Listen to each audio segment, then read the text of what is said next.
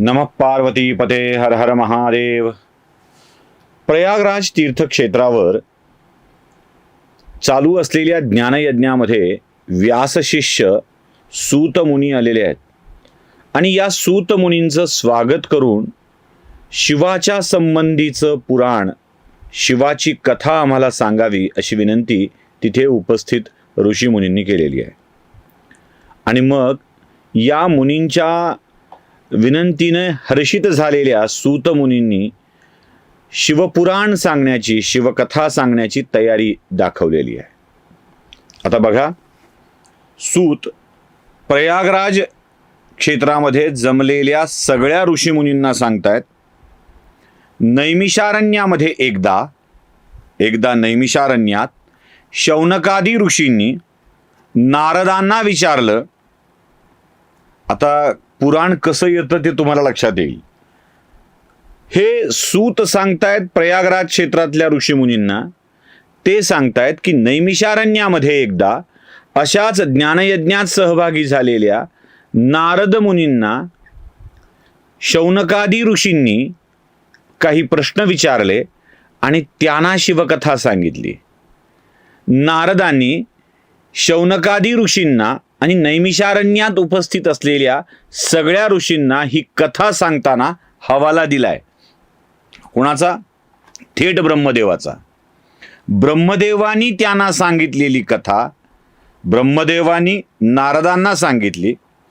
नारदांनी ती कथा नैमिषारण्यात शौनक आणि अन्य ऋषींना सांगितली. ती कथा सूतांनी ऐकली. ती कथा व्यासांनी पण सांगितलेली आहे आणि ही कथा आता सूत प्रयागराज तीर्थक्षेत्रावर असलेल्या मंडळींना सांगतायत. म्हणजे बघा, लक्षात घ्या, ही कथा कोण कोण कोणाला सांगितली यावरून येते आहे. म्हणजे व्यासानी लिहिलेलं शिवपुराण, व्यासानी लिहिलेल्या शिवकथा या नारदांनी शौनकादी ऋषींना नैमिषारण्यात सांगितलेल्या आहेत, नारदांना ब्रह्मदेवांनी सांगितलेले आहेत. आणि मग ही कथा पुढे पुढे पुढे पुढे प्रत्येकजण कोणाला ना कोणाला सांगतोय. मग पुढे प्रयागराज तीर्थक्षेत्रावर असलेल्या सगळ्या ऋषीमुनींनी अन्य लोकांना सांगितली आणि ही कथा पुढे विस्तारत आली. पण नारदांना विचारलेलं आणि नारदांना ब्रह्मदेवांनी सांगितलंय म्हणून सांगितलेलं, ही कथा जरा समजून घेणं आवश्यक आहे. इथे नारद जरा तुम्हाला भ्रमित झालेले, मार्ग चुकलेले दिसतील. कथा फार सुंदर आहे. नैमिषारण्यातल्या शौनकादी ऋषींनी नारद मुनींना विचारलं, हे मुनिवर, हे मुनिश्रेष्ठ, सृष्टीच्या आरंभाला निर्गुण रूपातील शिव सगुण रूपात कसे आले? आम्हाला सांगा ना, आवडेल ऐकायला. सृष्टीचा आरंभ जेव्हा झाला तेव्हा शिव सगुण रूपात कसे आले? सृष्टीच्या आरंभाला त्यांचं रूप नेमकं कसं होतं? जेव्हा सृष्टीचा अंत झाला त्यावेळी या भगवान शिवाचं स्कंद रूप, संहारक रूप, विनाशक रूप कसं होतं? लोककल्याणासाठी महादेवांना प्रसन्न करायचं असेल तर ते कसे करावे? म्हणजे काय मार्ग आहे त्याचा? समजा भगवान शंकर आपल्याला प्रसन्न झाले तर ते आपल्या भक्तीचे फळ कसं बरं देत असतात? किती प्रश्न आहेत बघा ना. एक प्रश्न आहे का? म्हणजे सृष्टीच्या आरंभाला सगुण शंकर, निर्गुण शंकर सगुण कसे झाले? सगुण शिव कसे झाले? त्यांचं रूप कसं होतं? सृष्टी संहाराच्या वेळेला, अंताच्या वेळेला त्यांचं रूप कसं होतं? या भगवान शिवाला प्रसन्न कसं करून घ्यावं? या शंकरांनी प्रसन्न झाल्यावर जे फळ देतात ते कसं असेल? त्यांचे गुण कसे आहेत? तेव्हा नारदांनी प्रसन्न अंतःकरणाने सांगायला सुरुवात केली. म्हणाले, मुनिवर, शिवाचा गुणानुवाद करायचा असेल ना तर तो एकात करता येणार नाही. ते राजस आहेत, ते तामस आहेत, ते सात्विक आहेत, सगळ्याच गुणांनी आहेत. मग नारद मुनी सांगतायत की मी अशाच स्वरूपाचा प्रश्न ब्रह्मदेवांना विचारला होता की हे कसं असेल, काय केलं पाहिजे. तेव्हा ब्रह्मदेवानी मला ते सगळं सांगितलेलं आहे.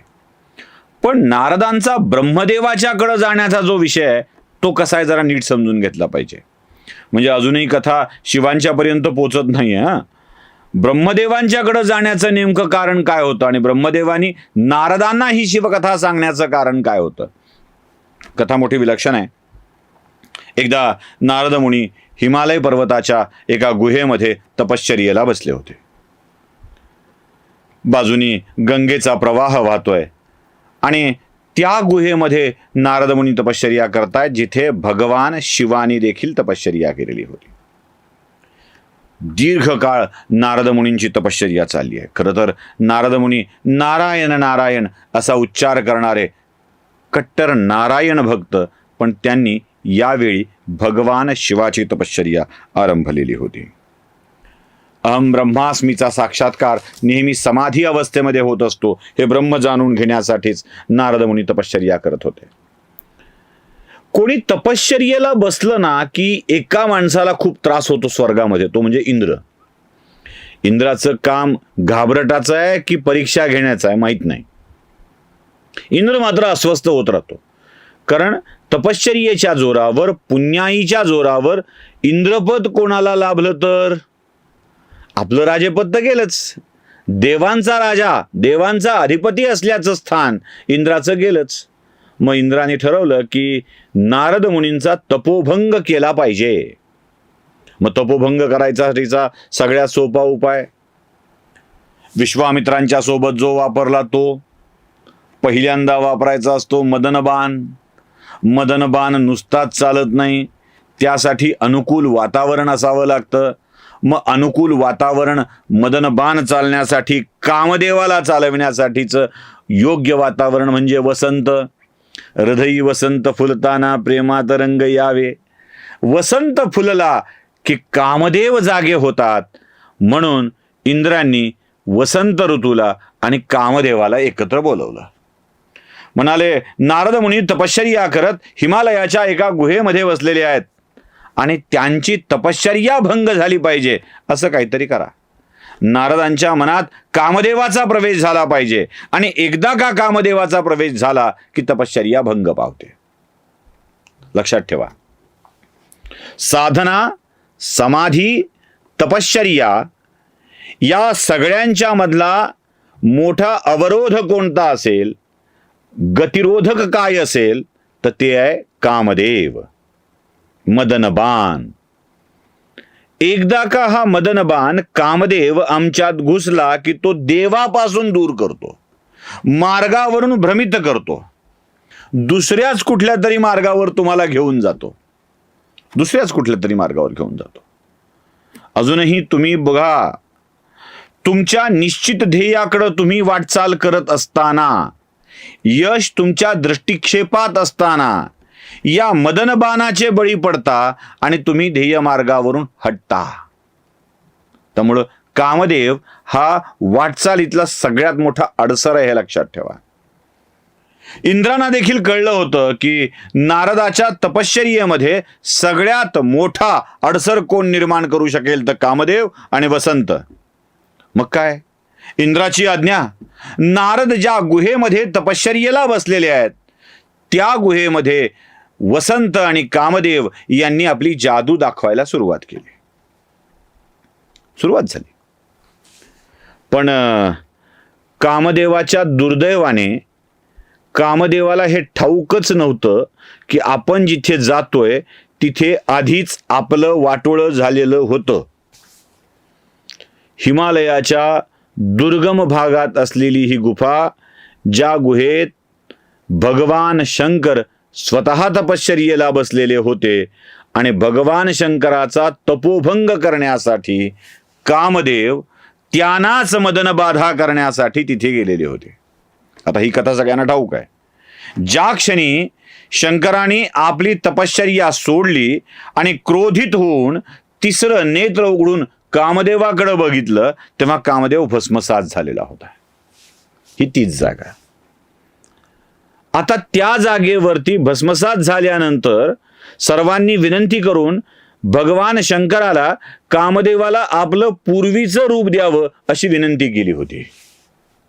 आणि त्या विनंतीवरून भगवान शंकराने कामदेवाला पुन्हा देह प्राप्त करून दिला होता, पुन्हा जिवंत केलं होतं. पण त्यासोबत त्याला एक इशारा सुद्धा दिला होता की ज्या क्षेत्रामध्ये तू माझ्यावर प्रयोग केलेस, माझी तपश्चर्या भंग करण्याचा प्रयत्न केलास, त्या क्षेत्रात तुझा प्रभाव चालणार नाही.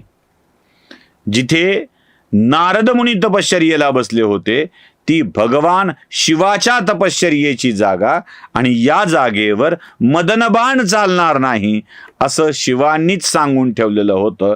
त्यामुळं त्या गुहेत कामदेवाचा प्रभाव चालणं अवघडच होतं. कामदेव आपल्या प्रयत्नामध्ये अपयशी ठरले आणि इंद्राच्याकडे परत गेले. नारदांची तपश्चर्या सुरूच आहे. इंद्राच्याकडे गेल्यावर इंद्राला विज्ञानाने विचारलं, काय झालं कामदेवा, मोहीम फत्ते? त्याने सांगितलं, कसली मोहीम फत्ते? भगवान शिवाच्या कृपेनं नारदांना काहीही झालं नाही, मदन बाधा झाली नाही, माझा प्रभाव चालू शकला नाही, वसंताचा प्रभाव चालू शकला नाही, त्यामुळं नारदांची तपश्चर्या मी भंग करू शकलो नाही. इंद्राला आश्चर्य वाटलं. त्याने त्या गुहेत जाऊन नारदांचं कौतुक करायला सुरुवात केली. म्हणाले, नारद मुनी, खरोखरच आपण उत्तम तपस्या करता आहात, खरोखर एकनिष्ठ होऊन तपश्चर्या करता आहात. अशी तपश्चर्या करणारा साधू सत्पुरुष मी तरी बघितलेला नाही. मी तुमचं खरोखर कौतुक करतो. इंद्राने आता नारदाची तपश्चर्याबद्दल, त्यांच्या वृत्तीबद्दल, स्थिरचित्त वृत्तीबद्दल कौतुक करायला सुरुवात केली आहे. थोड्या वेळाने, काही काळानंतर नारदांची तपश्चर्या संपली, दिव्य ज्ञानाची प्राप्ती झाली. आणि दिव्य ज्ञानाच्या प्राप्तीनंतर नारदांनी पहिल्यांदा निर्णय घेतला तो भगवान शिवाच्या दर्शनाला कैलासावर जायचा. नारद सगळ्या ठिकाणी फिरत होते आणि ते भगवान शिवाच्या दर्शनासाठी कैलासावर गेले. आता बघा, कामदेवाचा प्रभाव न होणं, नारदाची तपश्चर्या पूर्ण होणं, इंद्रानं कौतुक करणं, हे सगळं नारदांच्या डोक्यात बसलं होतं. खुश होते नारद. आता काय, आपण कामदेवावर विजय मिळवला आहे, आपण आपल्या वृत्तीवरती विजय मिळवला आहे, हे सगळं डोक्यात होतं. आणि ते भगवान शंकराच्याकडे गेले आणि शंकरांना विनम्र अभिवादन करून, वंदन करून सांगितलं, देवा, मी तपश्चर्या पूर्ण केली आहे आणि तुम्हाला मला सांगायला आनंद वाटेल की मी कामदेवावर विजय मिळवला आहे. कामदेवाला माझ्यावर प्रभाव टाकू शकू दिला नाही, हा विजय मी मिळवलेला आहे. हे माझ्या तपश्चर्येचं फळ आहे. बघा माझी शक्ती काय आहे ती. महादेवाला कळलं, हे आता झाले. मदन बाधा जरी नाही झाली ना, तर अहम बाधा झालेली आहे. त्यांनी नारदांना जवळ बसवलं. म्हणाले, नारद मुनी, आपण नारायणाचे भक्त आहात, तरीही माझ्या सेवेत आलेले आहात. मी तुमचं कौतुक करतो. तुम्ही केलेलं काम खरोखरच चांगलं आहे. पण एक सांगतो, आपल्या या तपसाधनेबद्दल आणि कामदेवाच्या विजयाबद्दल फार लोकांशी बोलू नका. त्याची गोपनीयता बाळगा. समाधीने मिळालेल्या फळाच्या विषयी वाच्यता करू नये, कारण ती वाच्यता तुमच्या फळाचा विपरीत परिणाम देऊ शकते. हो हो म्हणले आणि निघाले. आता निघाल्यावर दुसरं ठिकाण होतं ब्रह्मदेवाचं.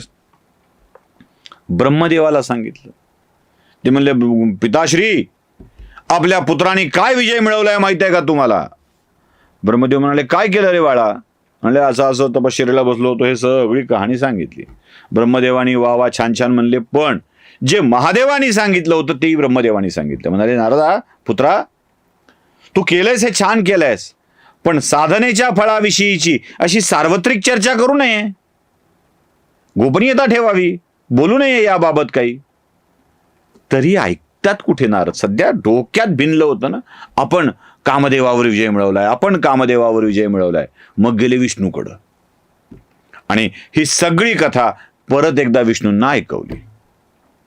विष्णूंनी सगळी ऐकली, वा वा छान छान म्हणाले आणि परत जाण्याचा सल्ला दिला. विष्णूंनी मात्र त्यांना सांगितलं नाही की असं काही बोलू नये म्हणून. भगवान विष्णूंनी यावर कृती करायचं ठरवलं होतं. काहीतरी करावं लागेल ना. आपला शिष्य मार्गातून भरकटत असेल तर काहीतरी करावं लागेल. निघाले भ्रमंतीसाठी. आणि भ्रमंतीसाठी निघालेल्यावर नारद मुनींच्या मार्गामध्ये एक विलक्षण नगरी लागली. या मायावी नगरीचा, सुंदर अशी नगरी उभीच केली होती देवानी. सुंदर अशी नगरी, अगदी छान वसंत बहरलेला, अनेक धष्टपुष्ट सुदृढ आणि मेहनती पुरुषांची त्या नगरीमधली उपस्थिती, अनेक सुंदर सुंदर स्त्रिया. आणि या नगरीचा राजा होता शीलनिधी. आता लक्षात घ्या, मायावी नगरी आहे आणि मायावी नगरीचा राजा आहे शीलनिधी. शीलनिधी असल्याशिवाय मायावी नगरीवर राज्य करता येत नाही. सोपं साधं सरळ वाक्य. देवानी तयार केलेल्या नगरी आणि त्याचा राजा हे हेतुपूर्वक तयार केलेले असतात, हे लक्षात ठेवा. शीलनिधी राजा आहे आणि मायावी नगरी आहे. ज्या राजाच्या कन्येचा विवाह करण्याची तयारी सुरू आहे. विवाह जुळला नाही अजून, तयारी सुरू आहे. भगवान विष्णूंनी निर्माण केलेली ही नगरी अशीच मायावी आहे, पण राजा शीलनिधी आहे. या शीलनिधी राजाची कन्या आहे श्रीमती नावाची. या श्रीमती कन्या अत्यंत सुंदर, सुस्वरूप. ती कन्या बघताच कोणालाही आपली अर्धांगिनी व्हावी असं वाटावं इतकी सुंदर ती कन्या. या कन्येच्या विवाहाची तयारी सुरू आहे. स्वयंवर मांडलाय. देशोदेशीच्या राजांना तिथे बोलवलेलं आहे आणि ते आलेत सुद्धा. वेगवेगळे राजकुमार, राजे तिथे उपस्थित आहेत. नारद मुनी सुद्धा आपल्या वाट्यात आलेल्या नगरीमध्ये जातात आणि मग राजाला भेटतात. राजा म्हणतो, वा वा नारद मुनी, आपण आलात, खूप बरं झालं. माझ्या घरात होणाऱ्या शुभकार्याच्या प्रसंगाला आपली उपस्थिती ही माझ्यासाठी खरोखरच भाग्याची आहे. माझी कन्या आहे श्रीमती नावाची आणि या श्रीमती नावाच्या कन्येचा विवाह करण्याचा विचार डोक्यात येतो आहे आणि त्याचं स्वयंवर मी ठेवलेलं आहे. माझ्या कन्येला बघा, तिला आशीर्वाद द्या आणि सांगा तिचं भाग्य नेमकं काय आहे, कशी असेल ती नेमकी, तिचा पती कसा असेल, तो कुठल्या राज्याचा स्वामी असेल का. नारदाने त्या कन्येकडे बघितलंय. अत्यंत सुस्वरूप अशी कन्या आणि त्या गुहेत जो मदनबाण लागला नाही तो इथे लागलाय. कामदेवाची बाधा नारदांना झाली. नारद मुनी सांगतायत, राजा तुझी कन्या भाग्यवान आहे, सुलक्षणी आहे, संपन्न आहे, सगळ्या गुणांनी युक्त आहे, साक्षात लक्ष्मी भासावी अशी आहे, गुणांचा आगर आहे, सुस्वरूप आहे आणि तिला मिळणारा पती असाच खूप मोठ्या गुणांचा असेल, तो कामदेवावर विजय मिळवणारा असेल. नारद सांगू लागलेत. आता नारदांच्या डोक्यामध्ये आपला कामदेवावरचा विजय हा सर्वात मोठा पराक्रम, जो त्यांनी शिवाला सांगितलाय, ब्रह्मदेवाला सांगितलाय, तोच त्यांनी भगवान विष्णूला सांगितलाय, ज्याला त्याला सांगत सुटलेत. आणि नारदांच्या मनामध्ये विचार येतोय, आपण कामविजयी आहोत, त्या कन्येचा विवाह कामविजयी पुत्रासोबत झाला पाहिजे. मग ती आपली भार्या झाली तर. कधी नव्हे तो नारदाच्या मनामध्ये कामविकार उत्पन्न होतोय. मग काय काय करावं म्हणजे ती कन्या आपली होईल, ती आपल्याला वरेल. कारण स्वयंवर आहे. कन्येने वरमाला आपल्या गळ्यात घातली पाहिजे. काय केलं पाहिजे? चला म्हणले, आपण आपल्या आराध्याकडे जाऊया, भगवान विष्णूच्याकडे जाऊया. भगवान विष्णूच्याकडे गेले आणि विष्णूला म्हणाले, देवा, मला असं वाटतंय की त्या सुंदर नगरीचा राजा शीलनिधी, त्याची कन्या श्रीमती ही उपवर झालेली आहे. राजाने आपल्या कन्येचं स्वयंवर मांडलाय. या स्वयंवरात कन्येने मला वरलं पाहिजे, यासाठी मी काय करू? आणि मला वाटतं की त्यासाठी मी सुंदर दिसलं पाहिजे. सुंदर दिसायचं असेल तर या जगात तुमच्या इतकं सुंदर कोणीच नाही. त्यामुळं तुम्ही मला तुमचं रूप द्यावं, म्हणजे मी सुंदर दिसेल. आणि मला बघताच ती कन्या मला वरेल.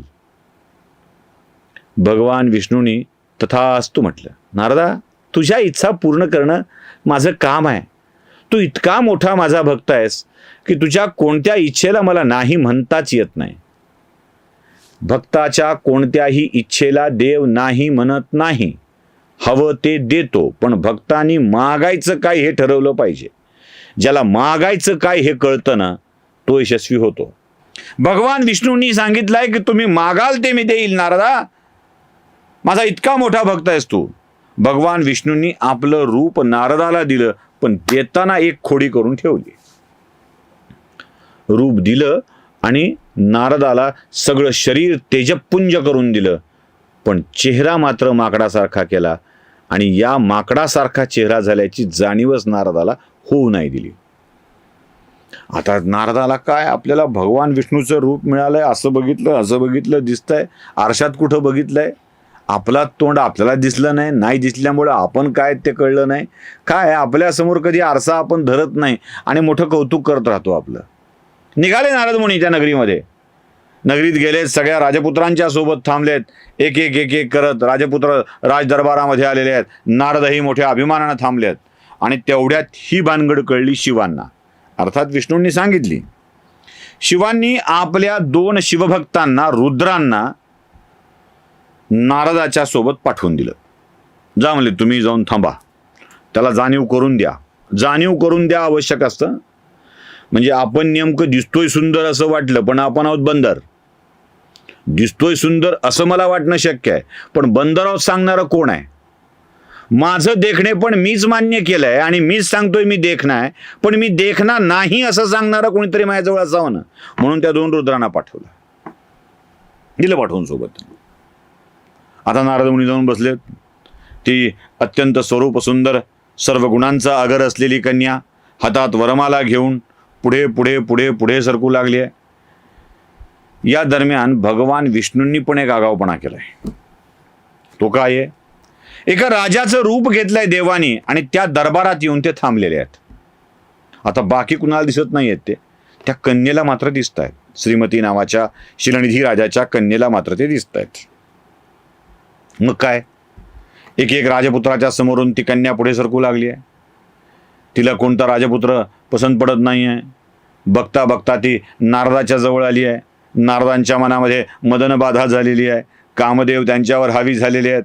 आणि मग त्यांनी नारदांनी मनातल्या मनात सुरू केलं आहे, भगवान विष्णूचं माझं रूप, आता काय ती येणारच, माझ्याच गळ्यात माळ घालणार आणि मग मी तिचा पती होणार, मग आम्ही दोघं सुखानं संसार करणार. नारदांचं स्वप्नरंजन सुरू झालेलं आहे.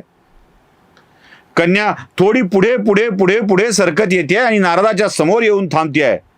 नारदाकडे ती बघते असं खालीपासून वरपर्यंत अगोदर, आणि ज्या क्षणी नारदाच्या चेहऱ्याकडे तिचं लक्ष जात आहे त्या क्षणी ती बावरते, गांगरते, घाबरते.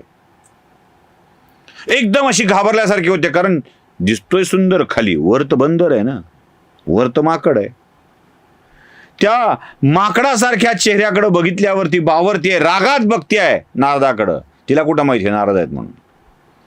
आणि ती नारदाला झिडकारून गळ्यात माळ न घालता पुढे सरकते आहे. एक एक एक एक एक एक एक एक एक एक राजा पुढे बघत ती जाते. तेवढ्यात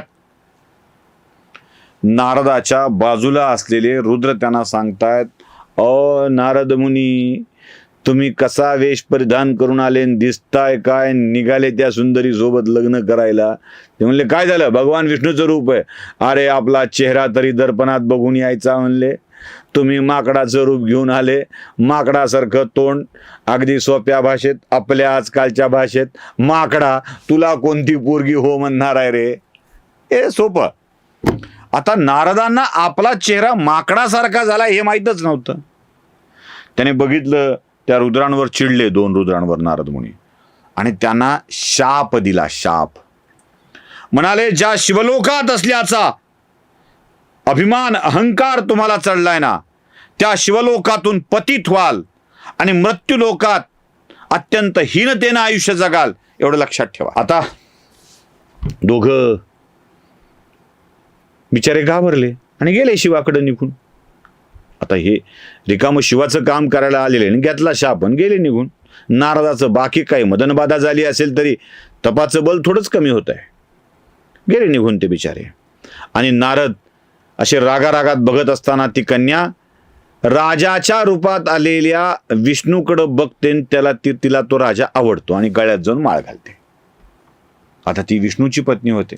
अर्थात हे सगळं मायावीच राज्य, मायावीच कन्या, मायावीच सगळं असल्यामुळं फारसा काही फरक पडत नाही. आणि तो राजा त्या कन्येला घेऊन म्हणजे भगवान विष्णू आपल्या वैकुंठ लोकात जातात. आता राजा दुसराच कोणीतरी कन्येला घेऊन गेला हे नारदाला कळतं आणि देवानी आपल्यासोबत छळ केलाय हे नारदाला कळतं आणि ते भगवान विष्णूकडे जातात. सनसनत संतापत चिडलेले नारद भगवान विष्णूच्या वैकुंठ लोकात जातात तेच मुळात तनतनत. भगवान, तुमच्याकडून या अपेक्षा नव्हत्या. तुम्ही माझा छळ करावं असं अपेक्षित नव्हतं. काय वागलात तुम्ही माझ्याशी, कपट केलंय तुम्ही माझ्यासोबत. मला तुम्ही हे असं करून ठेवलंय ना की माझा अपमान करण्याचा तुमचा हेतू होता. देवा, तुम्ही देव असलात तरी मी तपस्वी ब्राह्मण आहे, तपस्वी मुनी आहे, तपोबल माझ्याकडे आहे, मीही तुम्हाला शाप देतो. असं कपट करणारे तुम्ही मनुष्य लोकात जन्म घेऊन जाल आणि छळकपटाचे बळी पडाल एवढं लक्षात ठेवा. विष्णू अत्यंत सुहास्य वदनाने नारदाचा शाप स्वीकारतात आणि नारदाला तुमची इच्छा पूर्ण हो असं सांगतात. पण त्या क्षणीच नारदाचा क्रोध कमी होतो आणि क्रोध कमी झाल्यावर नारद मुनी एकदम जागे होतात आणि विष्णूला म्हणतात, देवा काय झालं माझ्यासोबत हे. पाया पडतात, देवाच्या चरण पकडतात आणि चरणावर पडून सांगतात, देवा मला क्षमा करा, क्षमा करा, माझा शाप तुम्हीच निरस्त करा, तुम्हीच निरस्त करा माझा शाप. मी काय करून बसलो हे.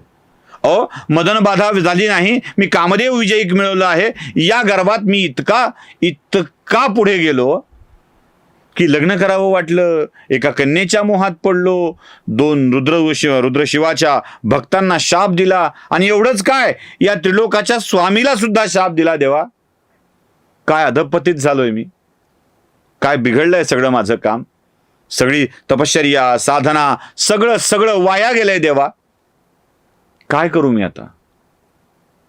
भगवान विष्णूंनी शांतपणे नारदाला सांगितलं, हा शाप निरस्त करण्याची गरज नाही आहे, अजिबात गरज नाहीये. हे शाप, ही वाणी, ही ब्रह्मदेवाचं विधिलिखित आहे, त्याप्रमाणे हे सगळं घडतंय.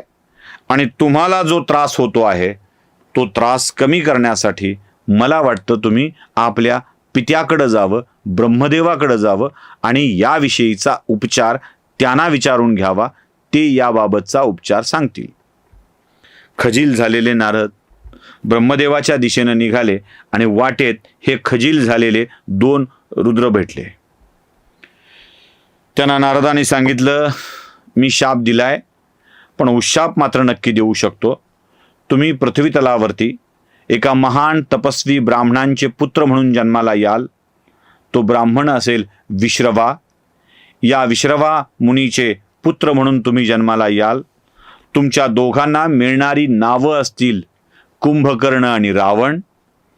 हे 2 पुत्र महान शिवभक्त ठरतील आणि तुमच्या शिवभक्तीच्या जोरावरच तुम्हाला मुक्ती द्यायला स्वतः भगवान विष्णू येतील आणि ते मनुष्य रूपात येतील. झाली कथा तयार. रावण, कुंभकर्ण, भगवान विष्णू मर्त्यलोकात कपटाचे बळी, माणसाच्या रूपात राम गेले पुढे. हे सगळं घडलं आणि यानंतर ब्रह्मदेवाच्या समोर जाऊन नारद उभे राहतात. ब्रह्मदेवाची मनपूर्वक क्षमा मागतात आणि ब्रह्मदेवाला म्हणतात, हे परमपिता, माझ्या कल्याणाचा मला ज्ञान होईल, माझ्या सगळे दोष दूर होतील आणि मला दिव्य ज्ञानाची प्राप्ती होईल असा कुठला तरी मार्ग मला सांगा. आणि मग ब्रह्मदेव तो शिवभक्तीचा मार्ग नारदाला सांगू लागतात, जो ब्रह्मदेवाने नारदाला सांगितला, नारदाने शौनकादी ऋषींना सांगितला. तीच कथा व्यासाने लिहिली, व्यासांनी सूतांना सांगितली. सूत प्रयागराजच्या तीर्थक्षेत्रावर ऋषीमुनींना सांगतायत. काय सांगतायत ती कथा ब्रह्मदेव ते बघूया पुढच्या भागामध्ये. हर हर महादेव.